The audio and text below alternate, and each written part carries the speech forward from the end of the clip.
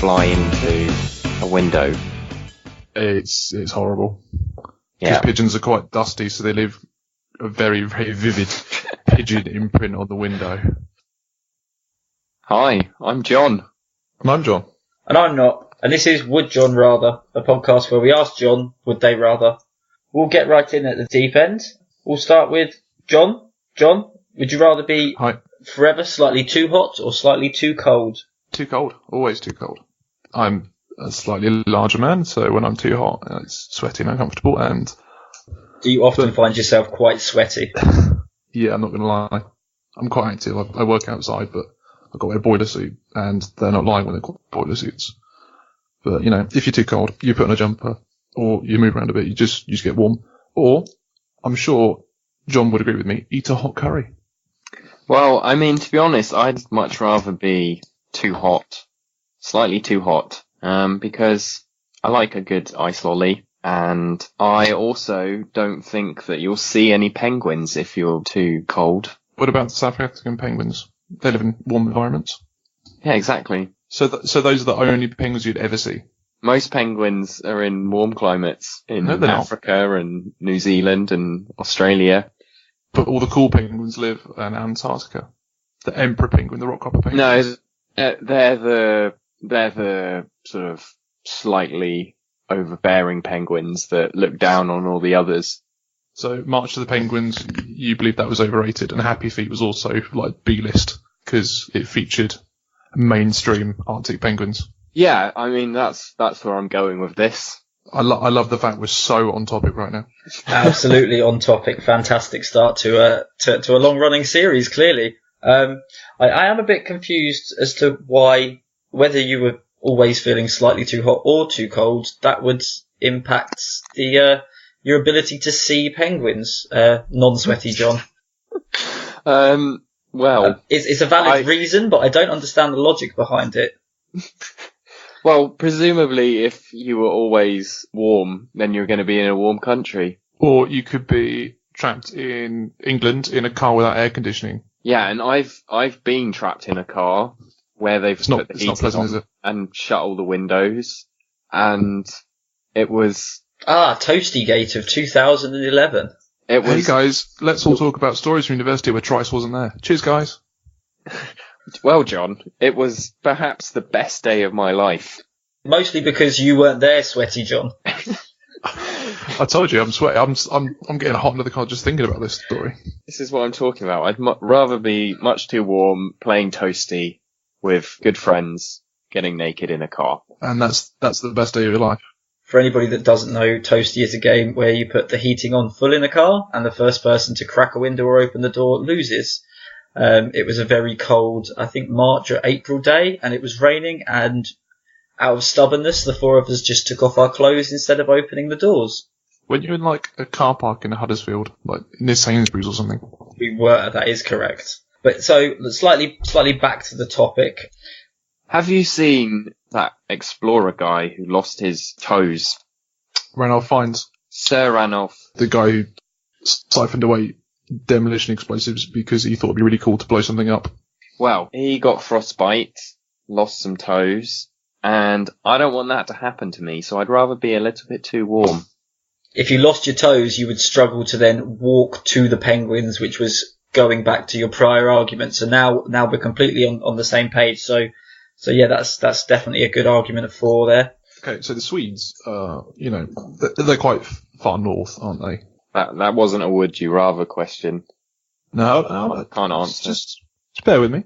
And let's say Mexico are on the equator, and that's in the middle where it's very warm, isn't it?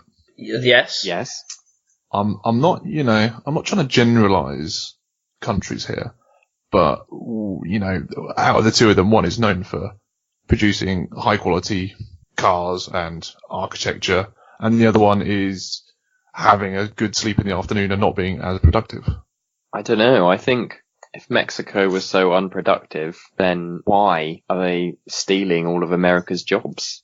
That's a very good point. I think we're underestimating just how in demand the pinata industry is the pinata economy is booming, and I think that's one of the main concerns that they're facing in the American economy and the global economy, actually, in general. When I was in San Francisco, probably about a year ago now, I did actually see some Donald Trump shaped pinatas. Were they just filled with sour grapes?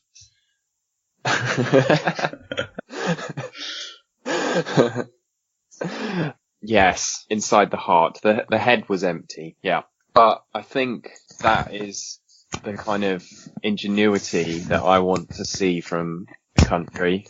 And it was in the Mexican district of San Francisco, just to bring it back to the topic. And Mexico is a warm country where you'd be slightly a bit warm. And so, Sweden's slightly cold and full of IKEA furniture.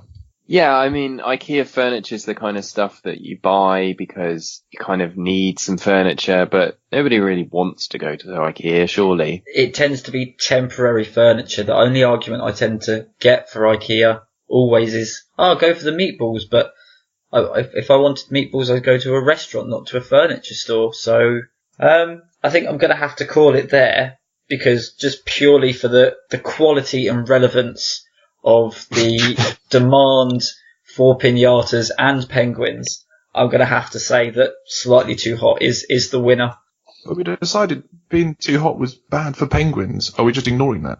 No, we decided being too cold was bad to view penguins because you would lose your toes and not be able to travel to the climates in which penguins are indigenous. So you're going to make the penguins suffer just so John can be right. Okay, right. I see where this is going. That's fine. So, in summary, we like to be slightly too hot, and Matt is for animal cruelty. John is for animal cruelty. Matt is impartial. Wait. You just picked his argument. So you are not impartial anymore, matey boy. Every sport in the world needs an umpire, and unfortunately that has fallen onto me. So, moving on. Every time you heard music playing, would you rather have to dance along or have to sing along? Dance along. That's all I'm guessing. No reasons behind. Just dance along. Just dance. I dance anyway. I'm always dancing. Just dance along. That is your sole argument, is it? I can elaborate. I'm really bad at picking up lyrics to songs. Like, I could sing you the riffs for like all the Protest Era albums. But you're an incredible dancer. It's your basis of persuading me to take your side in this highly intellectual debate of a friend that I've known for over a decade, going to be because you're an incredible dancer. No, it's because my ability to remember lyrics is somehow even worse than my completely and utterly shameful white dad dance that I do. Ah, lesser of two evils. Okay. Well, okay, I would like to come in at this point and say that I would prefer to sing along. What a surprise! You picked the opposite to him. And it's mainly because of the exact same reason that John doesn't want to sing along, and that's because I can never remember lyrics. One of my favourite tracks of the ages is that one about the guy who goes to the thrift shop and he puts $20 in his bucket. This is... And if I could do that and wind people up every single day, that would just be top notch, wouldn't it? I mean, I think that's the point we're kind of missing here is if you had to dance or sing along, you wouldn't necessarily need to be singing the right lyrics or dancing the correct dance.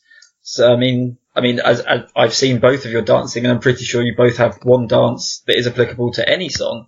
So why could the lyrics not be like that? You could be listening to some upbeat Shania Twain anthem and happen to be singing the national anthem in along with it. There's no stipulation that you have to sing the right lyrics. I mean, you obviously would sing along the correct lyrics to Shania Twain because that lady is just... Man, I feel like a woman. She's a national treasure. She's for Canada. She is a treasure. Fun fact, Canada, lots of pinatas. Can't move for them. Can't move for pinatas in Canada. They think it's moose and bears, but no, all pinatas. Well, actually, it's it's moose-shaped pinatas, isn't it? It's like the donkey ones, but they put massive antlers on. Exactly. Even longer legs. Is pinatas the plural of? Is it pinatai? Pinate? Pinate? Pinatatas. Anyway, we're getting off topic again. So yeah, dancing or singing. Any other counter arguments, counter measures, counterpoints? Well, you said I've got my one dance that applies to all music genre. Yes. I wholeheartedly believe the Macarena does fit every single genre. I just don't know if I could do it fast enough to keep up with like speed metal or something like that. Or like some really hardcore Eastern European techno. I don't know if my arms can be fast enough. I'll give it a go. I'd like to imagine you at a disco doing the Macarena all night. Yes, I still go to disco. I'd like to imagine you at a discotheque, boogieing away all night, just showing the Macarena, throwing the Macarena shapes on repeat for hours. You decide to quickly disappear for a bathroom break, and while you're in the bathroom, that is when the Macarena comes on and you miss it. That would make me exceedingly happy. It sounds like 3 weeks ago all over again. Was this a reality? No, it wasn't, but I wish it was. It sounds like how my life would go. What kind of a life do you lead that you have to lie about that being an occurrence to make your life seem more interesting? I just studied aircraft and like driving everywhere. It's boring. Just to interject on that point, I requested one song at my wedding, which was New York by Frank Sinatra, and I wasn't in the room when it was played. Oh. That's probably the saddest story you'll ever hear me tell. That's because collectively, the rest of us, we also requested one thing at your wedding, and that was that song was played when you left the room. When I was out. Wow. But also, to bring us back on topic, I really like singing along to that song, New York, especially standing on a table. Is it because you get to say it twice? You get to say it as many times as you want, because I forget the lyrics and will just keep saying New York, New York, New York. Didn't you meet your wife in a singing/drinking game, John? I mean, I was dressed as a pirate when I met my wife. I can't remember if I was singing. I probably was, but it was probably in a pirate voice. Which is another reason why I think singing along to songs would be better, because sometimes I could go into a pirate voice. Possibly this isn't a would you rather, but John's defending his actual life up to date, and he cannot not sing along to any song that comes on. I'm going to graciously back out of this. I don't want to pick apart my whole friend's existence. It's too early days for this. Or are you going to let me wade back in there and ruin it? No, I mean, it's completely up to you if you're going to accept defeat so easily. Okay, dancing. Dancing has no language barriers, does it? You can dance however you want, wherever you want, to whatever music you want. And there'll be someone who does not speak your native tongue, and they can go, he's having a good time. I can appreciate that. That's good. And then you've got Louis Spencer's interpretive dance. He's a character, isn't he? He can convey words in the song that you can't even hear or see, and he puts it out there. He's made a career of it. There are definitely words, excessively count. Definitely words that appear in my mind when I see him dancing. That is correct. Does it make you feel things that words don't? Many things. I think dancing can also be incredibly offensive. And words can't? Well, less so. When, Elvis Presley sort of set on the rock and roll scene for the first time, it wasn't the lyrics that people were opposed to. It was his wobbling knees. They were far too sexual for young ladies to be watching, and without those shaky knees, we wouldn't have contemporary rock and roll, which turned into to hard rock, to metal, to basically all three of our favourite genres. But then on the flip side, we've also got twerking, which has ruined dancing for everyone. It has ruined dancing for everyone. Quite possibly, but as I do not have the goods in that department, I won't be doing that. So dancing or singing inappropriate lyrics. Don't be so hard on yourself, John. You could be a twerking champion. I'll send you a video later. Tell me what you think. Maybe we can upload it to the Would John Rather website.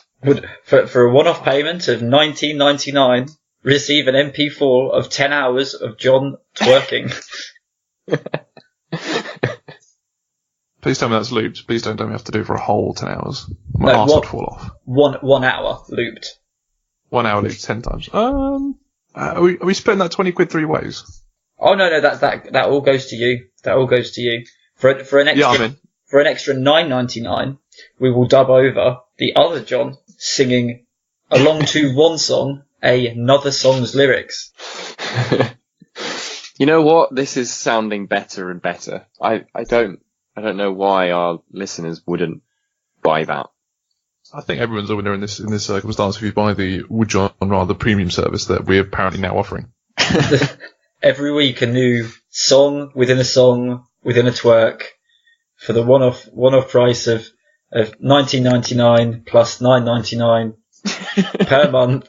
There's a service that we now offer. We'll be using your money. We'll donate 10% straight to our charity of choice, which we have yet to agree upon. The rest of the money will be going towards supporting the Pinata industry, which is our sponsor for this show. The Pinata Org, the multi-million conglomerate that has a monopoly. They're actually the parent company for Disney, Coca-Cola, and those other companies. Trump is just actually a mouthpiece for Pinata Co. I'm going to have to call it there, and I think I'm not going to call it either way. Just we obviously stayed completely on topic, but for me, I can't decide whether I would rather spend the rest of my life watching one of you have to dance every time music came on, or sing every time music came on, and I can't decide which I would enjoy more. So I'm not going to call it either way, just because I'm really hoping it's still a possibility that that's reality. That they both might happen. That they both might happen, are happening. And if you believe in the trouser leg theory of alternate realities, there is an alternate reality where both, or at least one of those things, is true. So are you going to find a magic lamp and then blow 2 of your wishes instantly? No, the Pinata company are currently working on interdimensional travel, so it's only so far. I got in on the ground floor. I was presented, and that's what I spent all of my money on. So one day, maybe that'll be something we can... I have no idea what I'm talking about right now. Anyway, let's move on to the next question. Would you rather, and I know I am fully prepared for some of the answers I'm going to receive to this. Would you rather be extremely attractive but extremely unintelligent, or extremely intelligent but extremely unattractive? This is a complete and utter handicap, because one of us is living with those situations and the other one is living with only half of it. I mean, I couldn't imagine not being extremely attractive or extremely intelligent, so I can't even empathise with that situation. So I'm genuinely looking for education right now. Right, okay. Hands up who got handed a business card and asked if they want to do some modelling. Yeah, let's put our hands up on a podcast. Yes, no, John was handed a business card for modelling. I'm still quite sure that he was being groomed, because this was when he was 17, but... Yeah, the cheekbones of a 20-year-old. The cheekbones of a 20-year-old. So can I just query at this point, when you said that one of us was living with this, are you saying that I'm extremely attractive but extremely unintelligent? No, I said one of us is living with half the situation. Oh, okay. I mean, even if the answer is one of you or both of you are living with one or either of these situations, the question is, would you rather? Doesn't matter what our situation is right now. So since we're on the topic of my ill-fated modelling career, I'm going to say that I would rather be extremely attractive and a bit dopey. No, it wasn't a bit dopey. It was extremely unintelligent. Okay, extremely unintelligent. And I'm just going to put it out there that I think thinking too much about things just makes you miserable. I mean, if you know anything about the state of the world and things like that, it just makes you depressed. And it would probably be, I think it would be wonderful to just walk down the street not having to worry about things like that because you're in blissful ignorance, and also have everyone come on to you because you're so damn attractive. Ah, flirting. Okay. Just flirting? Well, I mean, I wouldn't be intelligent enough to know whether they're just flirting or You wouldn't be whether intelligent enough to know to try and defend yourself when there was a predator on the loose. No, but I'd be so attractive that other people would protect me. You'd have like an entourage. That's how the world works.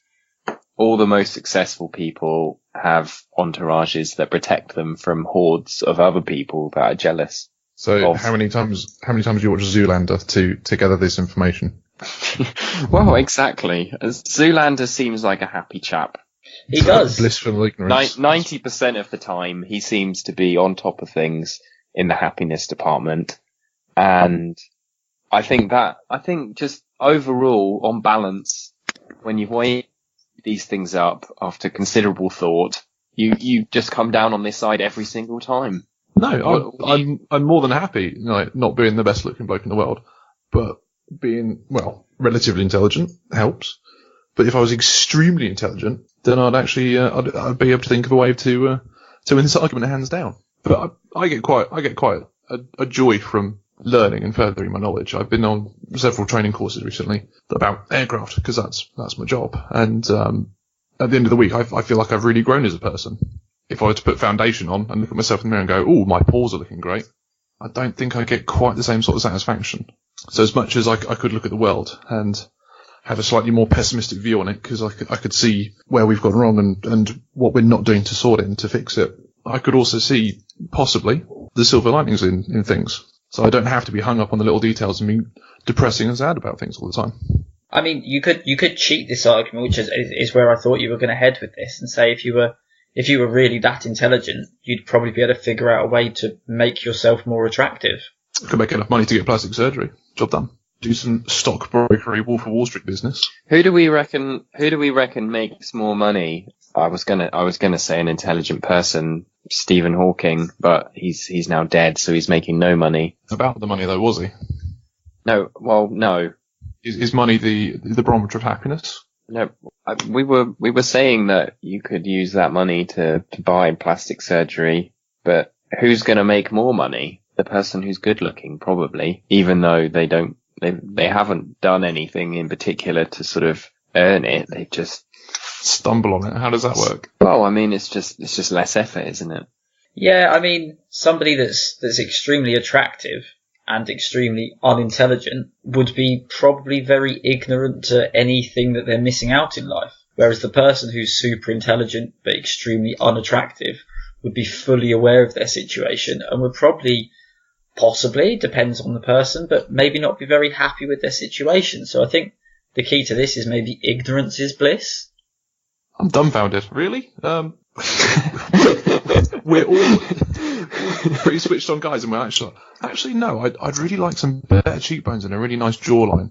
But like, people have to wipe up the dribble running from the corner of my mouth because I don't have that much about me that I don't realise is going on. That's a better life. I really wish I had long flowing blonde hair and, with not a receding, annoying patch of brown tuft on top of my head, and a good job with interesting colleagues and a field that I appreciate. No, I'd much rather prefer to look at myself like a parrot does in a mirror and go, oh. I mean, you did used to have long flowing blonde hair, John. It was brown. I mean, it was kind of mousy brown, mousy blonde. I mean, I'm not going to name names and that's keeping it fairly anonymous, but just going back to what you just said, John, we did grow up with a friend who once spent an extremely long time with a mirror just drawing himself because of how attractive he thought he was. And he seemed fairly happy. Are we asking the question, would you rather be an idiot and be good looking because you think you'd be happier? Or would you rather be unattractive but interested? Are we talking uninteresting or unintelligent here? Unintelligent. Unintelligent. Unintelligent people can still be interesting. I mean, they make for a lot of good study lab rats. The only way is Essex. I've got many unintelligent friends that I keep around because I find them interesting and to boost my self-esteem as well. But I mean, this might be harming my defence, but would this really attractive person, would it be a bit like Dorian Gray? What, stay young forever as long as you don't look at yourself? Well, yeah, the portrait is his ugly soul, isn't it? Well, no, there's no need to add any fantasy elements to it. It's just they were a very attractive baby. Let's not use that line. They were a very cute baby, a pretty child, a popular with the opposite sex in their teen years, an attractive adult. Then they go through into becoming a very attractive middle age, and then they become a silver fox, and maybe even they're quite a pretty corpse. There doesn't need to be any fantasy element. Just would you rather keep digging or go to prison? No, we're going to keep going. I mean, I'm more concerned that John seems to think that everybody who's attractive has probably had some sort of curse put on them. I mean, that's a separate issue that maybe we should address with professional help. And maybe find another John for a replacement next week. There's plenty more Johns in the sea. Plenty more Johns in the sea. So I think I'd prefer to be the John that wasn't particularly attractive, but was incredibly intelligent, because it probably would help on a podcast. Yes. Because as you so rightly pointed out earlier, raising hands on a podcast doesn't translate well to the audience. And yet Towie does so well. That is not a podcast. No, but it's still an entertainment media, and is it though? It is to some people. That's all subjective, and I mean, I think we've discussed this quite in depth, and I think the reality of the situation is, while we would probably like to think we would want to be more intelligent and not be quite so superficial, I think that probably you would probably be happier if you were not smart enough to realise how unintelligent you were, and attractive enough to be liked and popular. And things are definitely easier when you're more attractive, and things tend to get harder when you're very intelligent. You have a lot more questions than answers. But isn't that what life's about? If you're incredibly dull but pretty, surely you're just existing. Well, we're all just existing. I bet if we weren't pondering the questions of the universe, we'd all sleep better at night. I mean, I know that I always sleep better at night after looking at yourself in the mirror. Gnawing on his cuttlefish bone. Jiggling his little belly water next to his seeds. John is actually a 6'2" budgie that believes in the occult, ladies and gentlemen. That's his secrets out. No. Are you playing the ignorance is bliss card here? I don't know who the budgie man was. You. Me? Yes. Oh. Right. No, I just like to sit here and look pretty. So you're just existing and not helping the world with any of its problems. Cool. Thanks, John. You're welcome. So I think in summary for that, I guess that would come down to whether your existence when you're here is to have a good life for yourself or improve it for others. And that is, I think, it's the question of our time, really. And I don't think it can be settled. I don't think that we're the people to settle that. So I think we are. I think Matt needs to grow some balls and give me a win for once. The thing is, striking out in the first. This is set a bad tone with the rest of the season. I'd really like to think that if I had to choose, I would pick that I'd want to be really smart. But quite frankly, I think I'd probably pick to be attractive. I really do think I would. Choosing the lowest common denominator. I'm choosing sex over a Sudoku. That's what it's boiling down to in my head. But Sudoku's like sex for your brain. It's a real workout. It's good. And do you know what sex is? Sex is sex for your brain. If you've not got much going on up there, you'd be like, oh yeah, this is okay. I mean, I'm gonna be quite honest right now and say that I was going along with the beautiful to format the show, fit the format, and no, I want to be clever. I want to do Sudoku. But you picked. Yeah, I know, but he was playing devil's advocate, and then really. Okay. Well, no, I'll accept it. It's down to you two, and you both clearly seem to think that being smarter is more important than being attractive, and I've just been tricked into proving what a shallow bastard I am. So we'll move on. We've known it for years, Matt. Don't get too hung up on it. I know. We've just successfully proven it. You actually have proof now. See, well, we didn't actually want to do this podcast, but we tricked you into doing it just so we could have that on film. You've been playing the long game. We have, and we know you're going to be an upstanding guy and not edit that bit out. No, definitely not. Because it just shows why you two both want to be smarter, is because you could have just asked me that a decade ago and I'd have answered honestly. So, yeah. There we go. There we go. Okay, let's do one more before we start to wrap this up. Would you rather have all of your clothes always slightly too big or slightly too small? Slightly too small. So you look ripped. Yeah, precisely. I mean, you've made my argument for me. I can let the seams out a bit. I can wear tight t-shirts and. Well, no, you can't let the seams out. There's all your clothes. It's just that's the rule. They're always going to be slightly too big or slightly too small. Yeah, slightly too small, because I still think that ankle swingers trousers the fashion is coming back. At some point in the next few minutes, Kim Kardashian will declare that ankle swingers are a hit, and MTV will show an endless loop of ankles where the trousers are slightly too small, the shirts are slightly too tight, and I'm putting all of my money on that happening. I'd see. I'm completely opposite actually. Having lost a lot of weight from a wedding and then bought a new load of clothes and then subsequently got fat and then being in the position where all my clothes are slightly too tight, I'd much rather have loads of baggy clothes again, because you bump into people you've not seen in a little while. And they go, oh, have you lost weight? And you're like, yes, I have, even though you blatantly haven't, because all of your clothes are just too big. And then when it's cold, then you can layer up, and you've got plenty of room to put layer over layer, rather than think, right, if I wear this t-shirt that's 400 weight, it's a thick t-shirt, am I going to get this jumper over on top? Am I going to have to go down to like a 300 weight cotton t-shirt?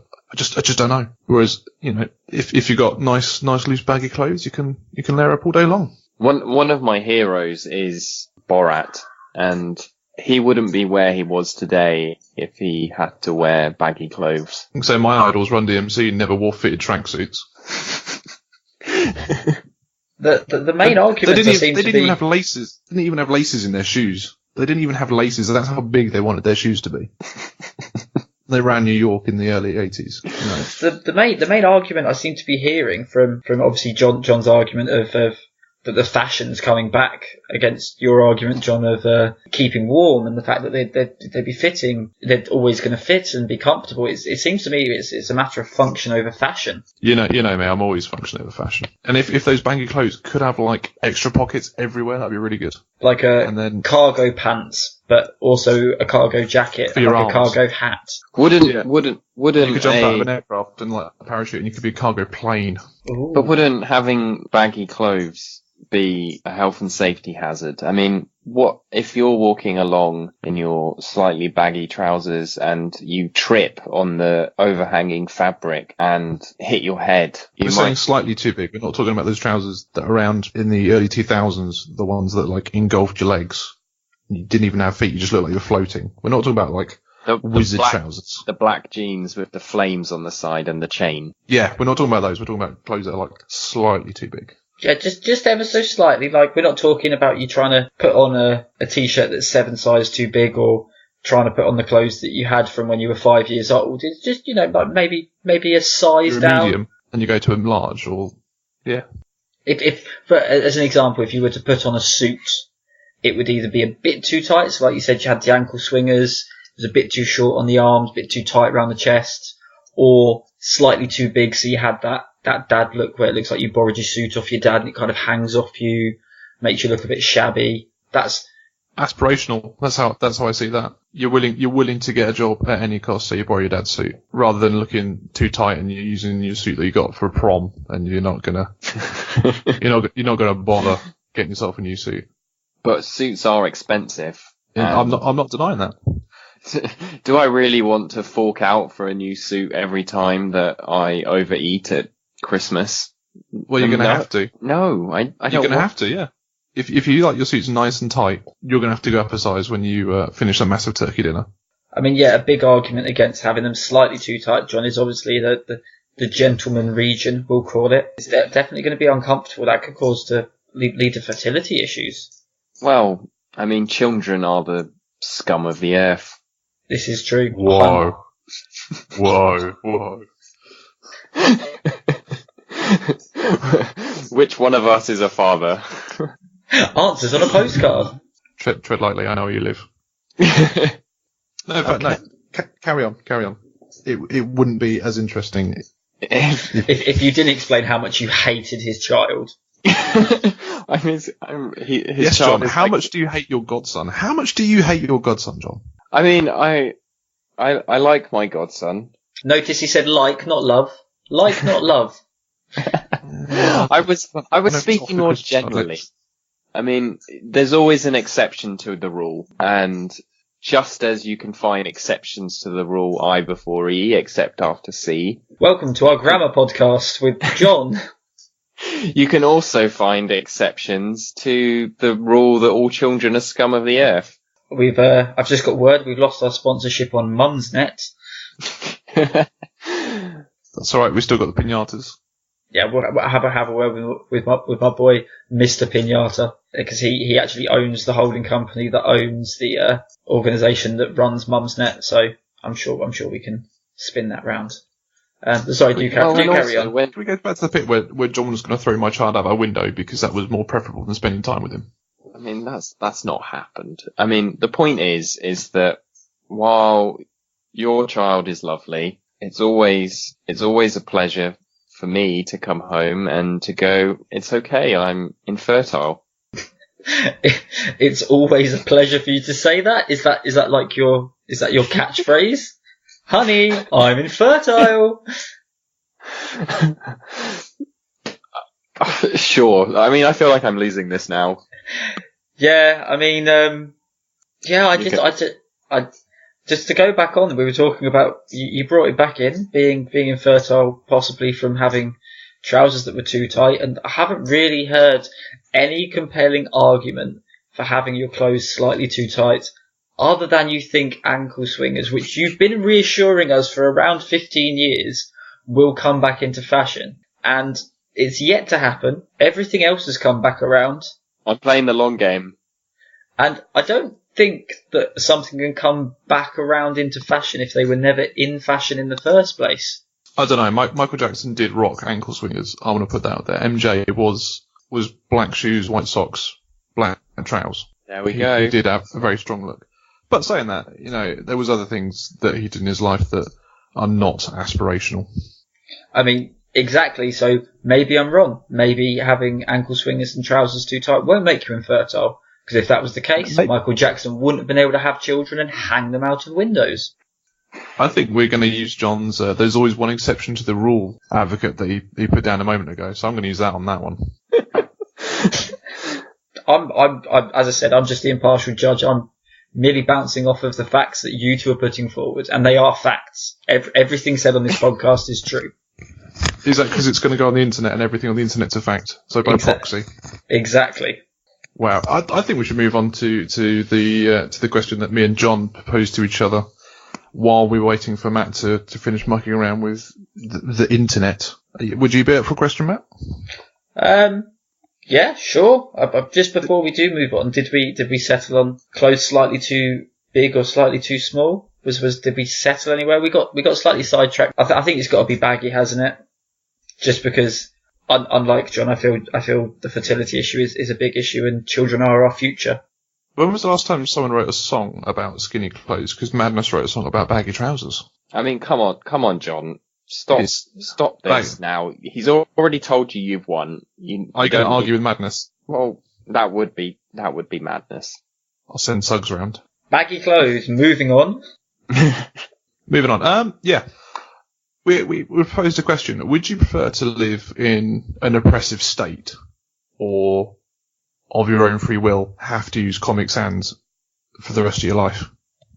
Oh, own free will, Comic Sans every single day of the week. I get so you great. wouldn't want to live with somewhere that tells you what to do and you just get on with it.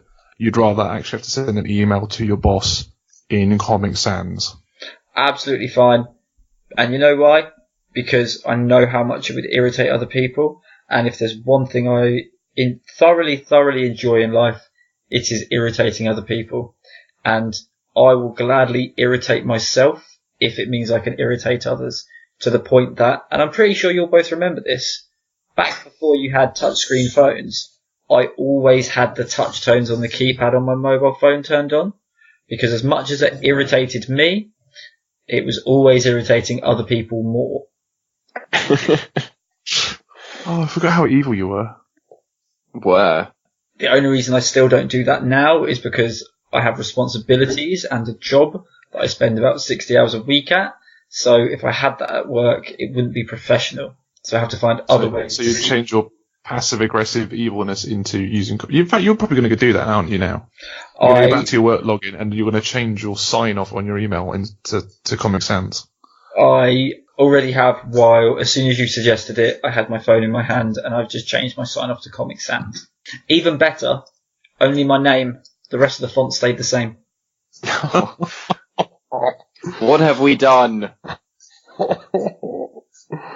Please change the colour to, like, blue as well, so it looks like proper crayon. Oh, my sign-off's already in blue. Of course it is. Oh, it's because pink's too hard to read. I couldn't bring myself to have it as red. That was too much. Does it sound like aggressive? Well, no, it more read that I was signing off an email, and because you use a red pen to mark wrong, it was almost like I was lying. It felt like my sign-off was a lie, because I associate the colour red with wrong.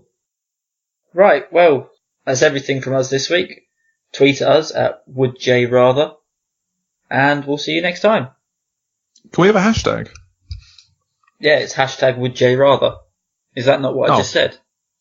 No, it's a Twitter, But we can do hashtags as well, can't we? That's cool. We'll just respond to everything. Yeah, we're not fussy. We're really not fussy. Well, I've not been John. I have been John. So have I. And we'll see you next week. Ta-ra! Awkward silence. I like ta-ra.